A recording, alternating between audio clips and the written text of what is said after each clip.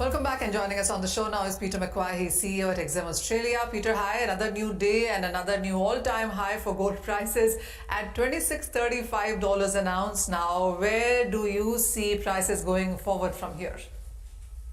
So I've got to laugh because it just seems onward and upward.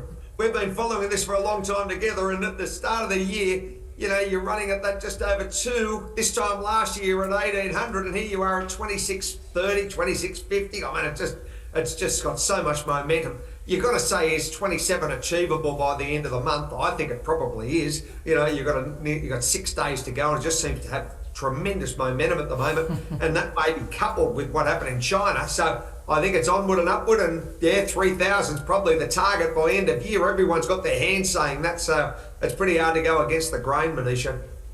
I know those are some numbers, and we continue to look at newer highs coming for gold. You talked about China, Peter, and well, yes, China has promised a lot in coming few days. They haven't given a timeline, but then they've talked about housing markets. We've seen reverse repo for 7 days and 14 days also already being worked upon. What's your sense on how much, where, when China would do? We've of course seen the metal prices already react to this. Exactly. I mean, you know, when you look at the likes of tin, aluminium, nickel, you know, of course, copper, they've all had a nice rally to the upside, and they're fairly strong at the moment when you're thinking where they have been, and, you know, that move to the upside, you've got, you know, the best part of 95.50 for copper. As far as a timeline, Manisha, are they a couple of things? Is it going to stimulate, and it was a pretty aggressive move as far as the interpretation from the property sector. Secondly, it's got to be, you know, you've got to look at a fiscal side as well. Thirdly, it is a fairly big bazooka.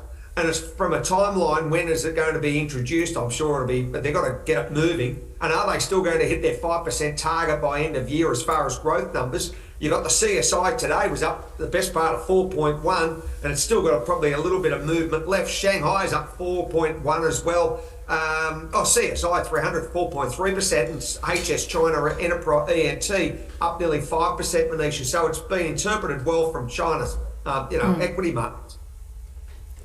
Oh, well, absolutely. The underlying commodity and the equity markets all surging up today with what China can do perhaps going forward. Peter, if you had to make a portfolio today, what would you buy in? Gold, as you said, is going to be quite bullish between silver and all of these base metal prices. Where do you see more momentum coming in? You can't move away from silver and gold, Manisha. I think that's where the focus has got to be. You've got a US dollar index sitting just on 101. It's about 100.99 for US dollar index, and if they drop at 50 basis points on the 7th of November, then that's going to, I think, take a little bit more steam out of that US dollar, and that's what everyone's suggesting may happen, because there's no cut in October. So you've only got November and December, and they want to get 125 basis points. So somewhere you've got to have a 50. So if you hit another 50, that could really crush that US dollar further to as far as softness.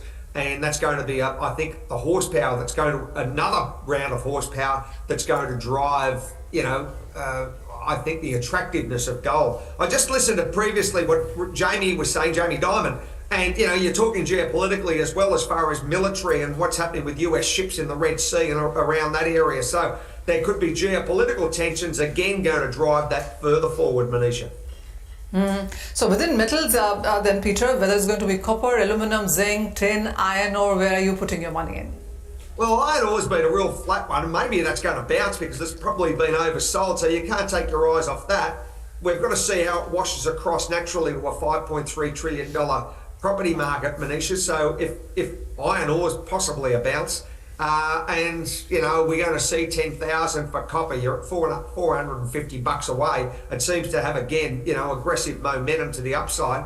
So this could be just I suppose, the stimulus required to really kickstart some of those metals along.